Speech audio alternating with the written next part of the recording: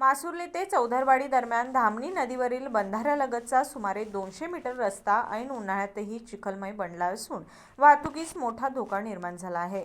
गावातील सांडपाणी थेट रस्त्यावर सोडलं जात असल्यानं येथे दलदल निर्माण झाली असून वाहन चालकांना जीव धोक्यात घालून प्रवास करावा लागत आहे।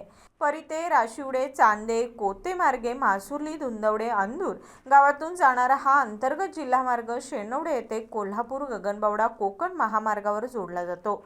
कमी अंतराचा मार्ग असल्यानं पर्यटकांसह स्थानिकांची मोठ्या प्रमाणात वर्दळ असते। मात्र मासुर्ली बाजारपेठ ते धामणी नदी बंधाऱ्या दरम्यानचा रस्ता गेली 30 वर्ष दुर्लक्षित राहिला आहे।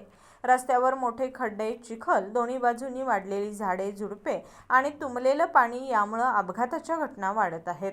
पाण्यामुळे खड्ड्याचा अंदाज येत नसल्यानं दुचाकी स्वारांना विशेष धोका निर्माण झाला आहे। या रस्त्याचं तातडीनं डांबरीकरण करावं, सांडपाण्याची व्यवस्था करावी तसेच नवीन पुलाचं काम सुरू करावं अशी मागणी नागरिकांतून होत आहे।